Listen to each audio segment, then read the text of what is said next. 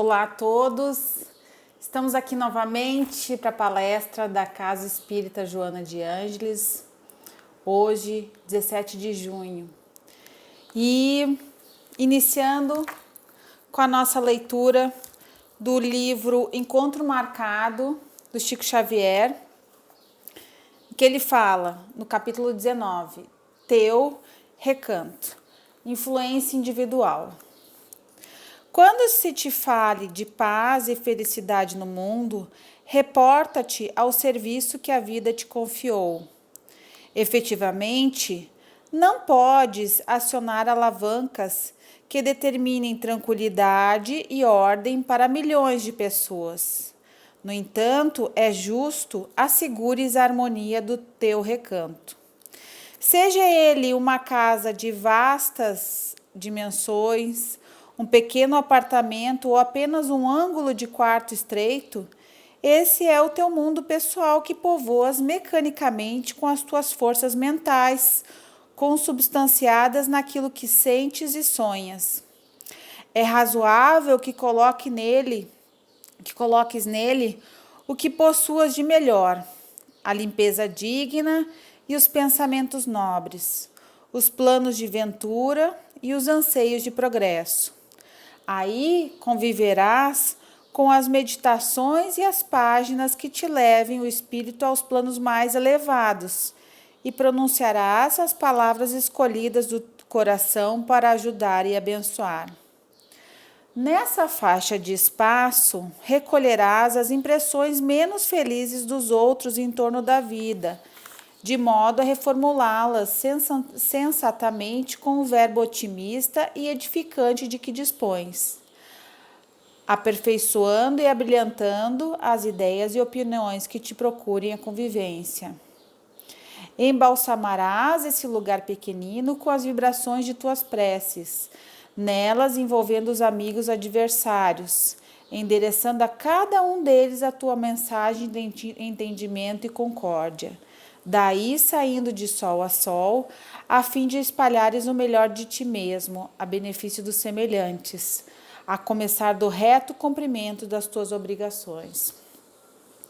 Toda vez que venhas a escutar comentários alarmantes acerca das convulsões da Terra ou dos problemas cruciantes da humanidade, reporta-te ao teu recanto e recomeça nele, cada dia, o serviço do bem.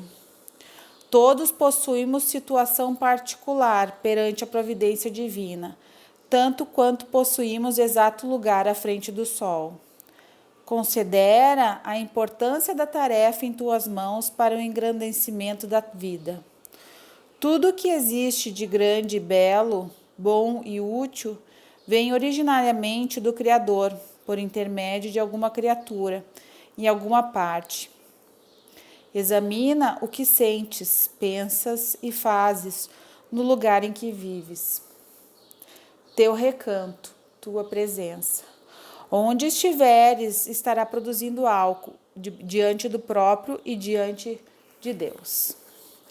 Então, que neste momento a gente possa fechar os nossos olhos, elevar nosso pensamento a Deus e pedir a Ele, Pai, que a nossa mente, que os nossos pensamentos possam se transmitir com palavras de otimismo, com vibrações elevadas, nesse nosso recanto, nesse nosso local chamado de lar.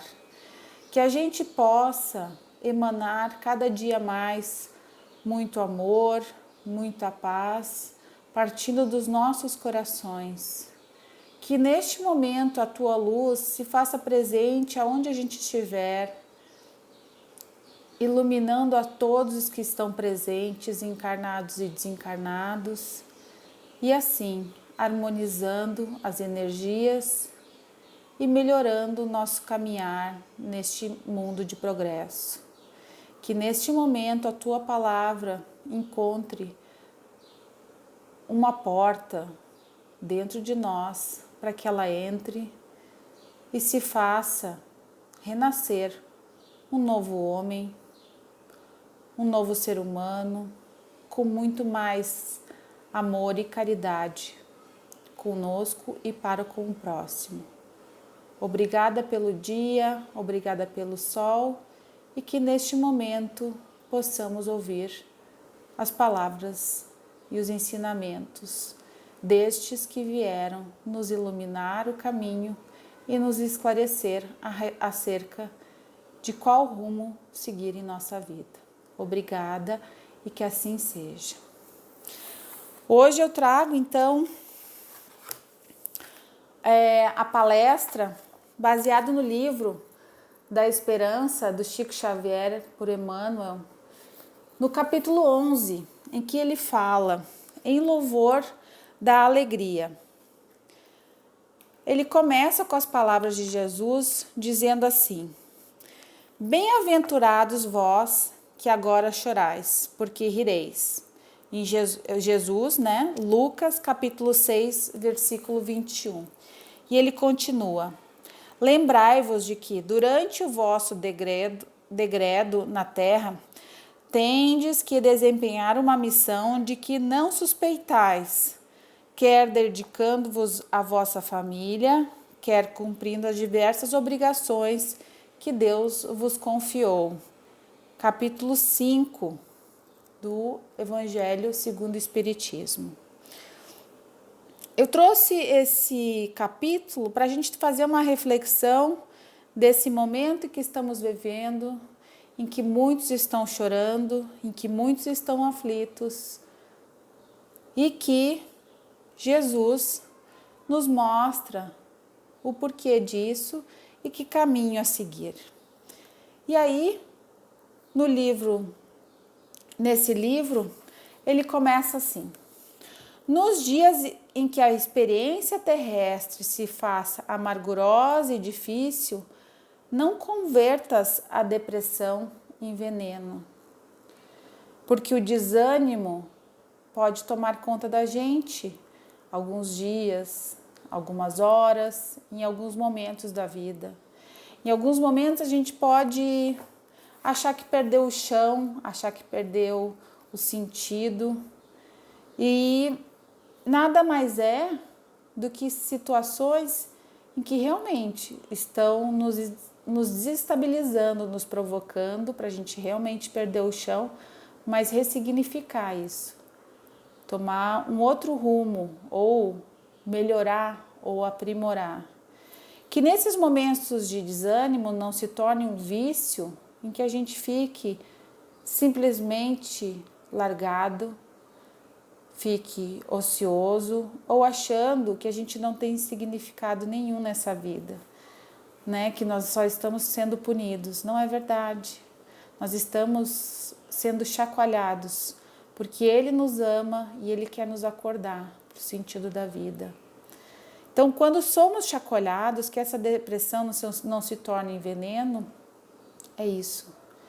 Que a gente possa refletir e aprender com ela. Porque as aflições, os problemas, as discussões, todos os tipos de dificuldades, cada um de nós tem e vai passar. Cada um de nós precisa aprender. O que vai fazer diferente, o que vai nos tornar diferente perante as situações é a forma como a gente vai lidar, o que a gente vai fazer e como a gente está encarando aquele problema. A gente pode encarar o problema como uma coisa fatalista, em que Deus quer nos punir a qualquer custo. A gente pode encarar o problema como uma cartinha em que Ele nos mandou para a gente abrir e refletir sobre a vida. Ou a gente pode ficar paralisado e não querer se mover com as dificuldades e os problemas nos apresentados. A forma com que a gente vai escolher vai nos permitir com que a gente vá progredir ou não. Porque esses problemas vão chegar em qualquer pessoa, de diferentes formas, de diferente contexto, é claro. Mas cada um de nós vive problemas dentro da nossa casa. E o que a gente precisa fazer é encarar de outra forma, com mais otimismo e mais bom ânimo. No Evangelho do Segundo Espiritismo, no capítulo 5, ele relata: o desânimo é uma falta e Deus nos recusa consolações quando nos falta coragem. O desânimo é uma falta porque o desânimo nos coloca no ócio, na inatividade, em que a gente não reage, em que a gente não vai para frente. Não que a gente tenha que reagir com uma notícia ruim, algo que nos aconteça, a gente fica num estado de choque. Mas esse estado não pode ser permanente, ele não pode se tornar diário, ele não pode se tornar algo que perpetue por muito tempo. E aí sim, quando ele perpetua, existe a nossa falta de coragem de enfrentar, de encarar que o problema não errou de endereço, ele não chegou de forma equivocada dentro da nossa casa. Ele chegou porque tinha que chegar, porque temos que aprender com ele. Sim, mas a gente pode optar em ficar se debatendo como uma criança infantil que não aceita as coisas, ou encarar esse desafio e dizer: isso veio para mim, para que eu aprenda, refletindo, entendendo, compreendendo meu papel e criando coragem para enfrentar essa dificuldade.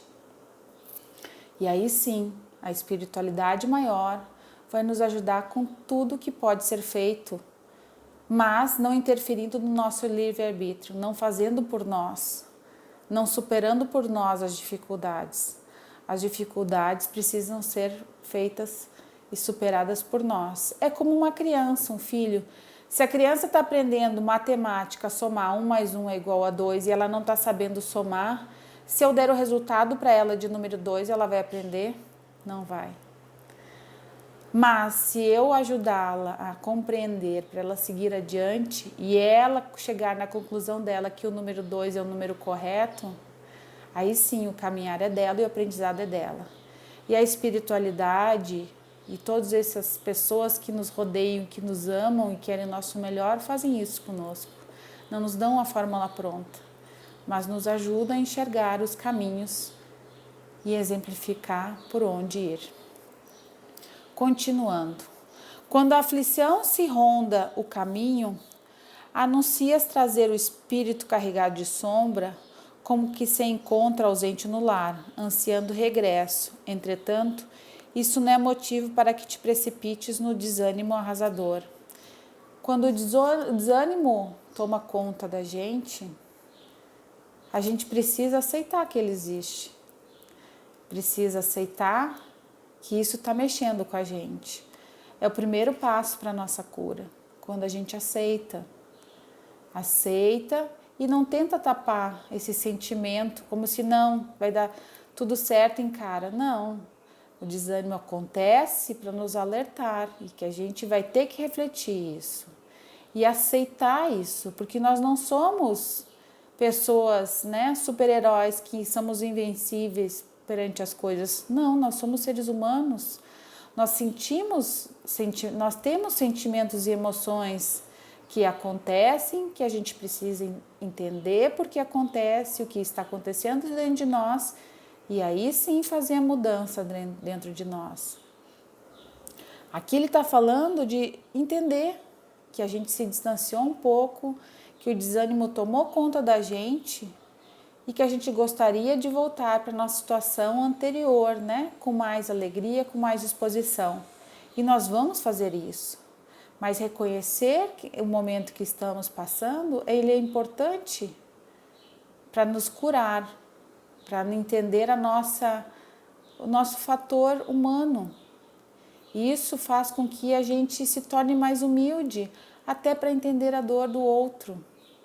Porque quando a gente entende que nós também temos sentimentos e coisas que nos chateiam, que a gente precisa de tempo para poder lidar e digerir melhor com essas situações, os outros também precisam de tempo para respirar e aceitar as situações que chegam. Continuando, então, o capítulo 5 do Evangelho segundo o Espiritismo, ele fala: seja como o militar, que não quer o repouso, pois enfraquece o corpo e entorpece a alma. Então, que a gente não queira simplesmente se livrar dos dos problemas ou não ter problemas, né? Os problemas estão aí para nos colocar à prova, para que a gente cresça. E como militar que não quer o repouso, porque se nós estamos prontos, se nós viemos num aprendizado, se nós viemos elaborando e melhorando, e tentando entender, tentando aprender, tentando trazer Deus mais para dentro de nós, é fato que vai chegar o momento da prova. E a gente não pode fugir à luta, a gente tem que encarar. Porque se a gente está buscando isso, vai acontecer inevitavelmente os processos aflitivos. Enquanto não chega, o que a gente precisa fazer? Nos preparar. E aí vale todas as formas de preparação, autoconhecimento, pensamento elevado, positivo, com fé em Deus, aprendendo as coisas, estudando a doutrina, estudando todas as formas, tentando aprimorar as questões da vida, para que quando chegar o embate, a gente tenha mais instrumentos, a gente esteja mais preparado. Se a gente já estabelece uma rotina de oração diária, de limpeza espiritual, de oração dentro da nossa casa, através do evangelho do lar, quando chegam os momentos aflitivos na nossa vida, a gente está com a casa mais organizada. A gente está com mais aspectos para lidar com as dificuldades. Então, se a gente está no momento mais fácil dentro de casa, ou mais fácil na questão de trabalho, é um momento agora de aprendizado. Se não está atacando a sua vida, se você não está com aflição, se você não está com algum problema mais grave, é um momento de trabalho, é um momento de autoconhecimento e de estudo, um momento de disciplina e de melhoramento pessoal. Continuando com o livro, então, em louvor da alegria. Acusas-te em trevas e podes mentalizar com a própria cabeça luminosos pensamentos de otimismo e fraternidade, ou retratar nas pupilas o fulgor do sol e a beleza das flores. Quando chega as sombras na nossa vida, quando se aparecem essas dificuldades, ele está chamando a atenção para a nossa disciplina mental, que a gente pode mudar os nossos pensamentos, que a gente pode fazer diferente e não ficar remoendo sistematicamente aquele filmezinho daquela aflição. Se eu estou angustiada, se eu estou nervosa com alguma coisa que vai acontecer, vai adiantar eu ficar remoendo esse sentimento dentro de mim? Não, não vai apressar o tempo para a coisa acontecer. Vai tudo se encaminhar. Então, eles estão chamando a atenção aqui no livro no sentido de renovar o nosso pensamento positivamente, encarando com mais alegria a vida ou fazendo mudanças no plano mental, trazendo muito mais paz, imagens que tragam mais otimismo dentro de nós. Porque a ciência vem mostrando que pequenas atitudes, simplesmente do respirar mais vezes, mentalizar outras coisas, muda nossa mecânica cerebral. E o problema passa a ser enxergado de outra forma. Aquele que conseguir controlar os impulsos da impaciência, da raiva e do desespero, poderá dizer com justa satisfação: eu fui o mais forte, está no Evangelho. Então nós precisamos sair dos nossos sentimentos mais infantis, como uma criança, porque a criança ela está sendo ensinada a ter autocontrole dos seus sentimentos de raiva, de impulsividade, né? De impaciência. Se a gente não tem ainda controle, é porque a gente ainda está muito infantilizado em nossos sentimentos em relação ao controle. Então, nós precisamos trabalhar para melhorar isso. Nós não somos mais crianças. E a gente precisa se aprimorar.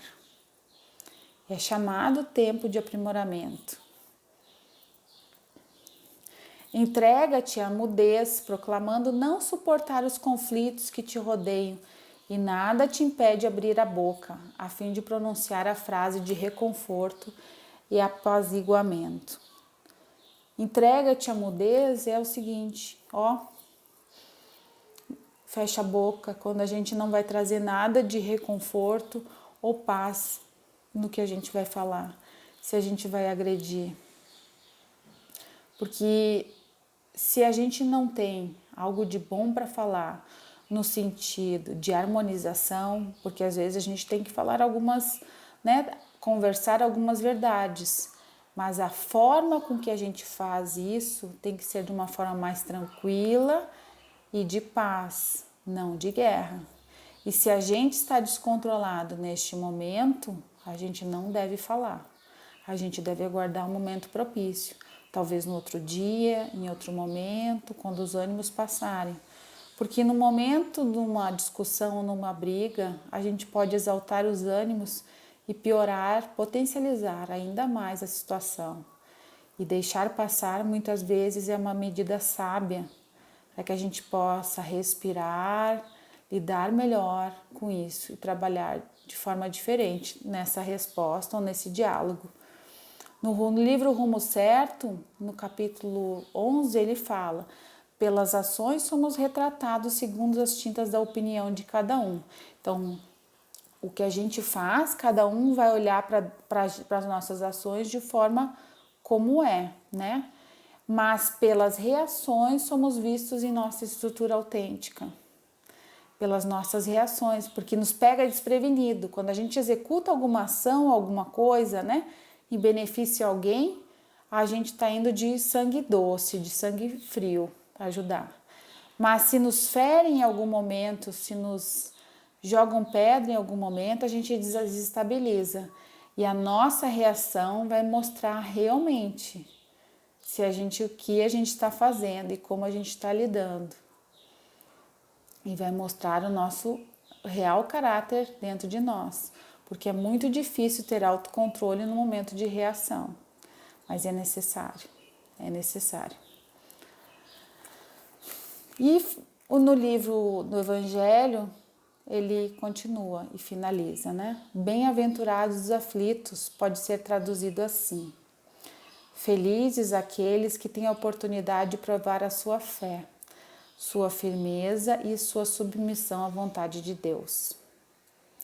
Eles terão na pátria espiritual 100 vezes mais a alegria que lhes falta na terra, e depois do trabalho virá o repouso. Vamos partir esse parágrafo em duas partes. Então, bem-aventurados os aflitos pode ser traduzido assim: felizes a oportunidade, né, de provar a sua fé, sua firmeza e sua submissão à vontade de Deus. Quando que a gente vai realmente mostrar que a gente está aprendendo, que a gente está melhorando, que a gente está evoluindo? Em que momento? Será que são nos momentos em que as coisas estão tranquilas ou são nos momentos de crise em que a gente está sendo testado, a nossa fé, a nossa resignação? É nos momentos de crise. Porque quando tudo está mais fácil, a gente pode ser mais bondoso, a gente pode ser mais caridoso, a gente pode ter mais paciência. Mas nos momentos de crise é quando a gente realmente está sendo testado, se realmente nós estamos aprendendo o que está sendo nos ensinado. Se nós realmente temos fé nele, se nós realmente utilizamos da força dele para vencer e superar esses desafios. Não é no momento que tá bom. Não é no momento que tá bom que a gente escuta palestra espírita, né? E realmente coloca para dentro da gente.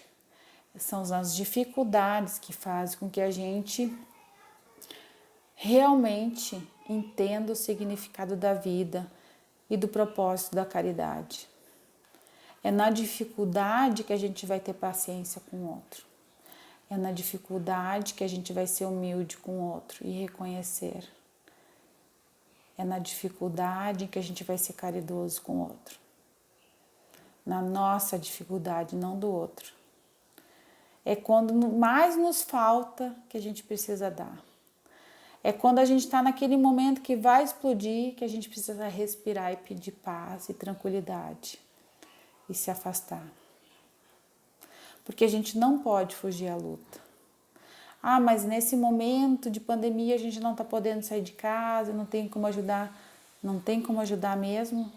Será que a gente não pode fazer oração por essas pessoas que estão ficando desesperadas, pelos familiares que ficaram, pelo desencarnado, pela pessoa que acabou de falecer? Será que a gente não pode mentalizar para as equipes de saúde, para os governantes, fazer orações para que todos possam ser assistidos e cada um enxergue a sua necessidade de trabalho, cada um enxergue a sua missão de vida? Será que a gente está fazendo isso pelas pessoas? Isso não custa nada, isso todo mundo tem tempo e todo mundo pode fazer diferente. Então é nesse momento de crise em que estamos vivendo que estamos sendo postos à prova sim. O quanto que a gente está trabalhando pelo próximo, da maneira que for, com o recurso que a gente tem, da forma que a gente tem. A gente pode ligar mais para as pessoas, a gente pode se informar se alguém precisa de alguma ajuda, se alguém está precisando de alguma ligação, se alguém está precisando desabafar. Porque muitas pessoas que eu sei que estão sozinhas em casa e que precisam apenas de uma ligação e o desabafo, emprestar o ouvido, emprestar o coração. Os mais velhos, os idosos, as pessoas que são mais doentes, elas precisam ser mais olhadas nesse momento. As pessoas que estão entrando em desespero, tudo isso são formas de trabalho. E que a gente pode estar disponível e que a gente pode fazer diferente. Mas temos que fugir também da poluição mental que a gente pode causar e do nosso fator energético. O quanto a gente está ficando conectada com notícias ruins, conectada, não que elas não sejam importantes para nos situar no tempo e no espaço, mas o quanto isso está tomando de tempo na nossa vida. Se a gente está mais preocupado em se informar ou em ajudar. É chegado o momento em que toda a humanidade precisa despertar. Precisa despertar para a caridade, para auxiliar o próximo em todos os sentidos. E aí sim, nós teremos, como diz no Evangelho, 100 vezes mais alegria que nos falta na terra e depois do trabalho virá o repouso. Então que a gente possa entender essa informação, essa palavra e trazer para a nossa vida. Vamos fechar os nossos olhos, agradecer a Deus. Pai, te agradeço pelo ar que respiro, pelo sol ofertado todos os dias, pelo alimento. Obrigada pela casa, pelo lar, pela família. Obrigada pela vida, pela oportunidade de recomeçar nessa vida para se melhorar, para a gente se aprimorar. Que a tua luz possa se fazer presente no lar dos nossos familiares que não podem estar conosco, trazendo muito amor, muita paz e tranquilidade. Que a tua mensagem possa chegar a todos que precisam e que a gente possa despertar nessa mensagem o teu amor, estendendo a mão a quem mais pede ou a quem não pede e a gente sabe que precisa. Que o nosso lar possa ser fortalecido nesse momento e que a gente possa se harmonizar com cada um que nele vive. Que o nosso trabalho também possa ser harmonizado. Que a gente possa superar todas as dificuldades juntos, numa marcha de progresso em que todos precisam crescer juntos, cada um na sua velocidade, mas todos caminhando para frente. Que os momentos de lucidez se façam mais presente, que possamos reconhecer as tuas grandezas, as tuas bênçãos no nosso dia a dia, nas nossas coisas, em tudo que o Senhor está presente. Obrigada pela oportunidade de vir através dessa família e de receber essas mensagens como instrumentos para superar todas as dificuldades.